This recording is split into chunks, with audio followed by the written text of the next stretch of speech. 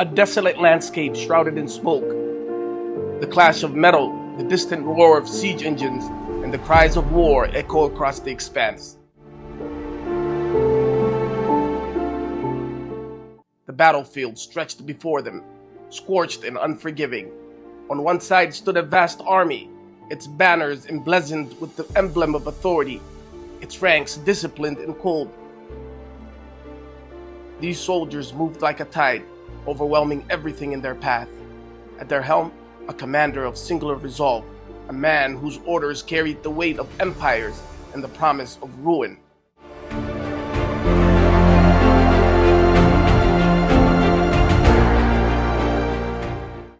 Opposing them was a smaller force, their faces etched with exhaustion, but their eyes burning with defiance. They were protectors of something sacred, something they believed was worth every drop of their blood.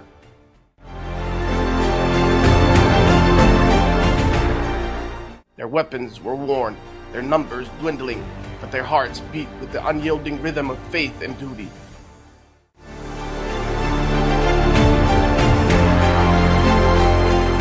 Up close, their expressions, a mixture of fear and unshakable resolve. A young fighter grips his sword tightly, his knuckles white as he murmurs a prayer under his breath. Behind him, an older man raises his hands to the heavens, his lips moving silently in supplication. In the distance, siege engines loom like monstrous shadows, their wooden arms groaning under the weight of massive stones.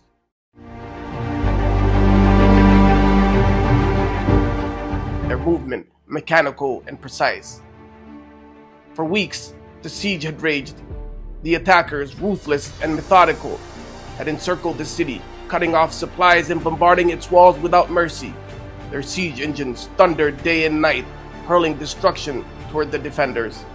The commander, a man of grim determination, stood at the edge of the battlefield, his eyes fixed on the city. To him, this was not just a conquest, it was a lesson.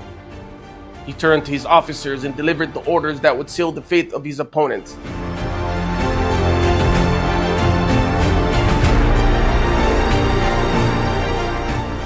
The massive stones flying through the air, crashing into the walls and homes. Fires erupt, casting an orange glow against the darkened sky. The sacred heart of the city trembles under the onslaught.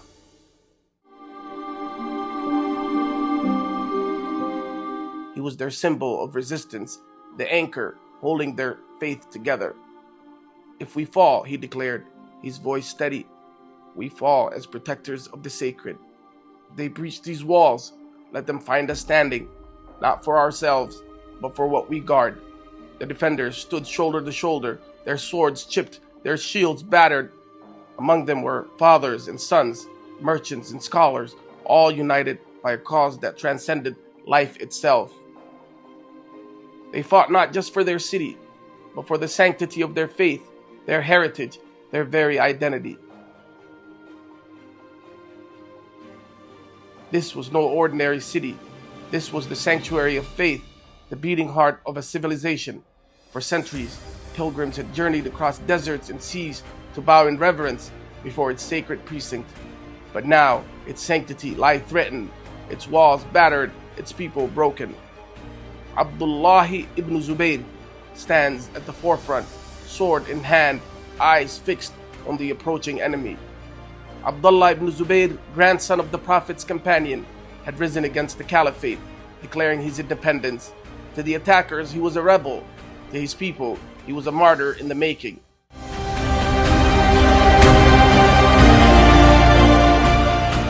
He knew the odds were against him. His army was outnumbered, his resources dwindling, but his resolve was unshaken. Behind him stood the people of Mecca, ordinary men and women transformed into warriors by the sheer force of belief. Every stone they hurled, every strike of their sword, carried the weight of centuries of faith. The walls fell, the gates crumbled, the attackers poured into the city like a flood, overwhelming the defenders in a tide of steel and fire. Abdullah ibn Zubayr fought bravely to the last.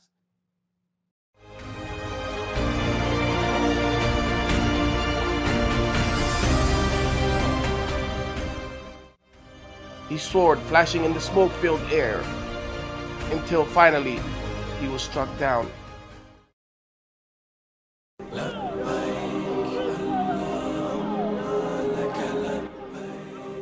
As the sun rose over the smoldering ruins, the Kaaba stood scarred but unbroken.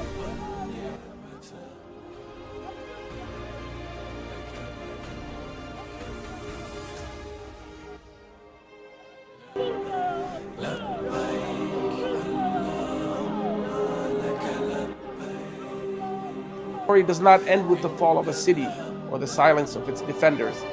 It lingers, haunting the minds of those who bore witness. Among the victors stood Hajjaj bin Yusuf, a name that would become a symbol of power, discipline, and brutal ambition.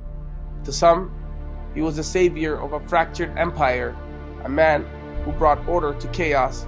To others, he was a tyrant whose iron grip crushed the spirit of resistance and left a legacy stained with blood of innocence. But Hajjaj's story begins long before this moment of triumph and infamy.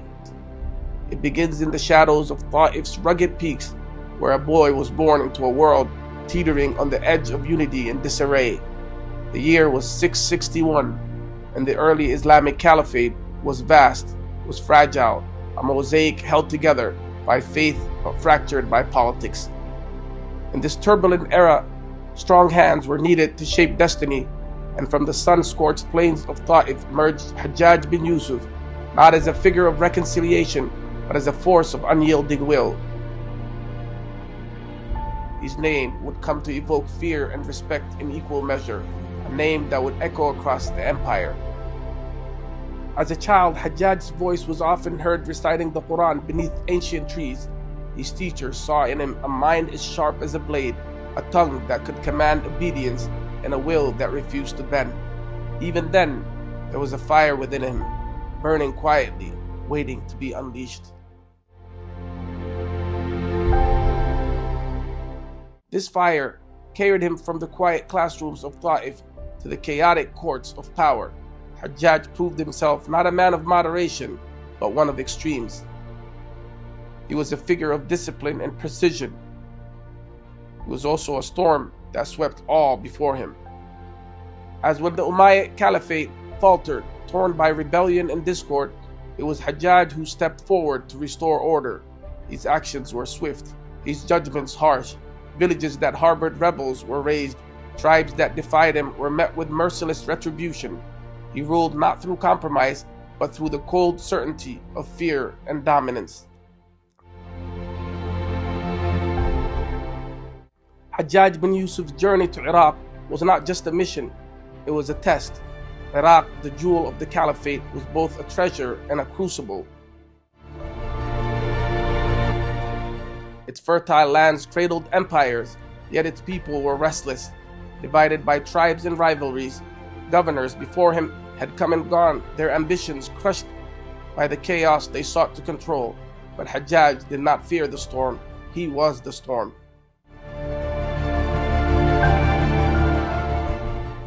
Upon his arrival in Kufa, the heart of Iraq, he found a city trembling on the edge of rebellion, its streets vibrant with trade, echoed with whispers of dissent. Where others had tried to appease the factions with fragile promises, Hajjaj stood firm. In the city square, before a restless crowd, his voice cut through the tension like thunder. أيها الناس،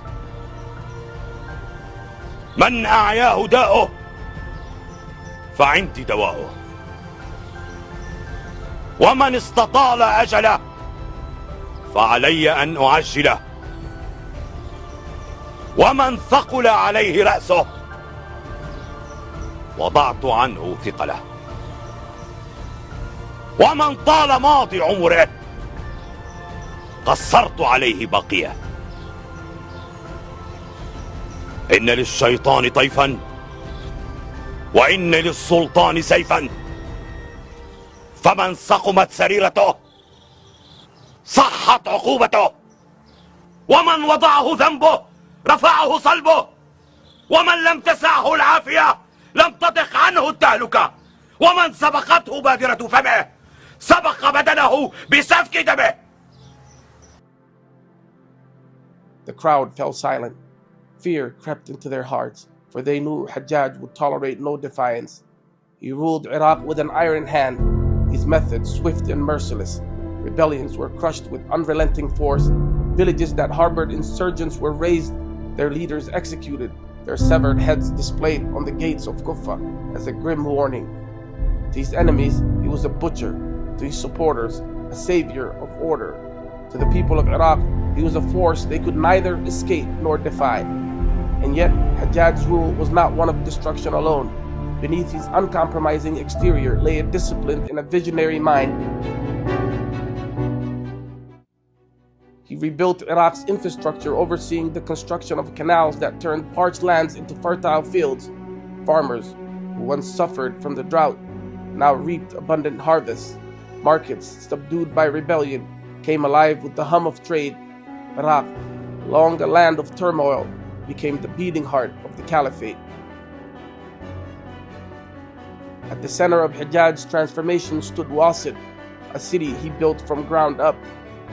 Its towering gates symbolized his authority, its streets a hub of military and administrative power. Wasit was not merely a city, it was a declaration. It proclaimed that Iraq was no longer a land of chaos, but the foundation of the empire's strength. These ambitions extended far beyond the borders of Iraq.